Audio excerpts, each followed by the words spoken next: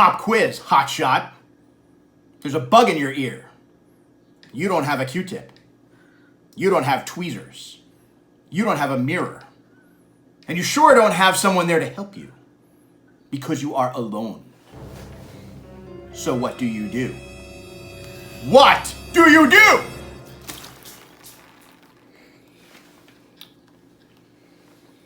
That's right. You drown that little bugger, and you get back to work on your shelter. Because that's exactly what Joel did. Because he doesn't have time for flies buzzing into his ear. He doesn't have time to put little tattoos on himself made out of berry juice. He doesn't have time to make clay pots or play whoopee cushion with bunny lungs or pooping in his sleeping bag or eating rock slime or ordering a pizza. Ain't nobody got time for that.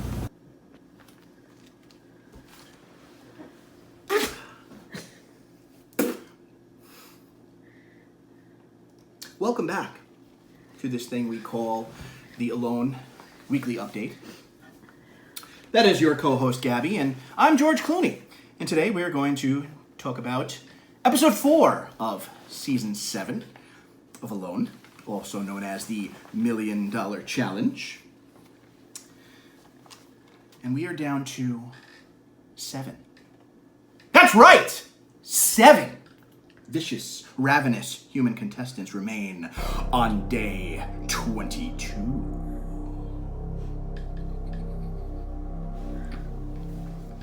Of those 7 contestants, we focused on 5. We focused on Joel, Keith, Roland, Callie, and Mark. All of them in a desperate struggle to prove to you just exactly how many sandwiches their picnics are short of.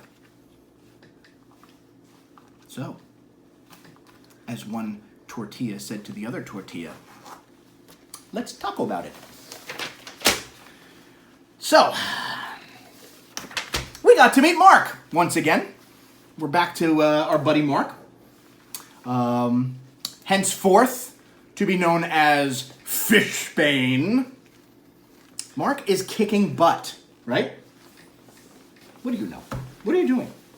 Mark is kicking butt. Mark is kicking fish butt, to be exact. He has more fish than he knows what to do with. In fact, as of this episode, Mark has caught 26 fish. Wow. And a wicked case of Montezuma's Revenge, apparently. What the? Yep. All those fish Mark's been eating, they've given him a wicked case of the poops. Angry poops. Earmuffs.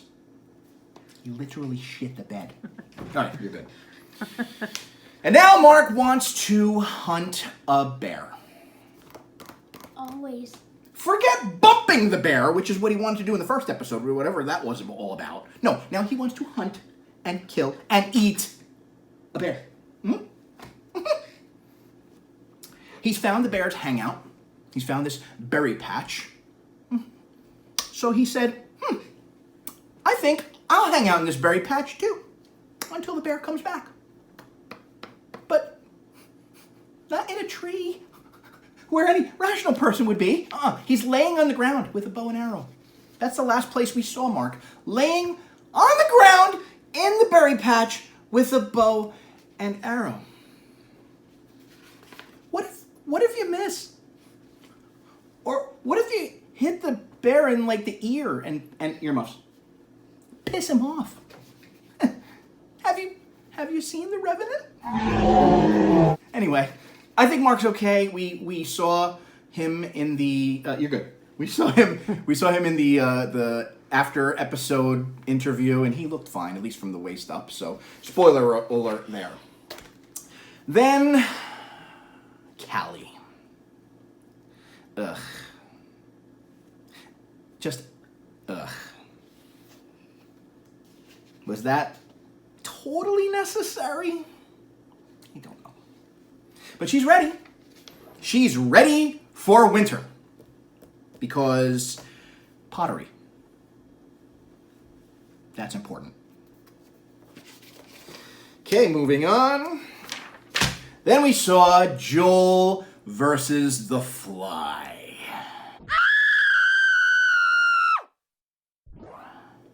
If that didn't make you twitch or squirm in your seat, you're good. Because that definitely gave me my share of the itchy scratchies and the creepy crawlies and the heebie-jeebies. But he did it. He got it out.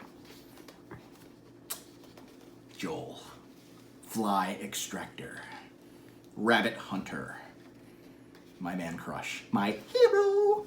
He's definitely going to win this whole thing. Still calling it. I bet you if he came down with a tummy ache, he'd be fine. What else? We got to see Roland for a whopping 37 seconds. And then we spent most of the episode with our buddy, dreamy-haired Keith. He gave himself a nice ankle tattoo, because why not? But then he went and did two things that basically sealed his fate. He made his cute little prank phone call with the satellite phone, making like he was about to tap out, but then pretended to order a pizza. And then I think he spent a little too much screen time eating what he referred to as rock slime out of a nasty metal can. Yummy, right? You like rock slime? No. But it's okay, though. It's fine. It's fine. There's no way eating that crud would make him sick or anything. I mean, there was that one guy a couple of seasons ago who spent the entire episode eating wood. And then, for some reason, he came down with some sort of random stomach cramps and had to tap out. I mean, it's just totally random. And for some reason, I just don't get it, but Keith came down with some pretty nasty stomach cramps himself. Just can't imagine why.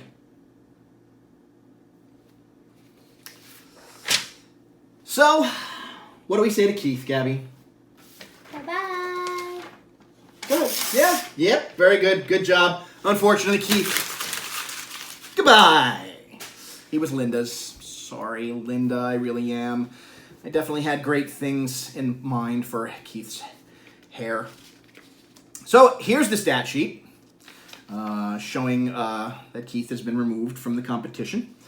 After this episode, I actually bumped Callie down just one peg due to my lack of faith in her long-term game plans. Also, if you take a look, I actually bumped Joel and Mark up to an A+ ranking. Because, let's face it, these guys are superheroes right now. And here are the current predictions. You'll see that one of my predictions is now debunkified, if that's a word. My prediction that Joe would be the next person to tap out did not come to fruit. But I still think his time is near. I have no new predictions this week. And here are Dave's predictions. Also no new ones this week. And, well, that's a pretty short episode. I think that about does it, Gab. But first, let's hear it for this episode's MVP. I'm going to have another MVP this episode. What do you say? Can we have a drum roll, please, Gabby? The advertisement editor, okay? I have no idea whoever is in charge of placing the ads where they go in each episode, but whoever did it for this episode definitely deserves a nod of appreciation for this little gem. Wait for it.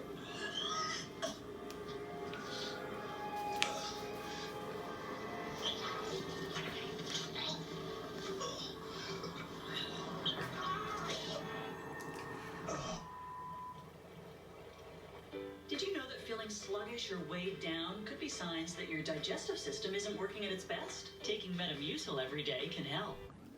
And there it is. I'd like to thank Dave, actually, for submitting that nomination this week. Definitely well-deserved.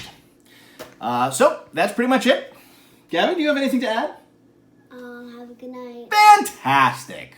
And don't forget to take your rock slime. Because, damn.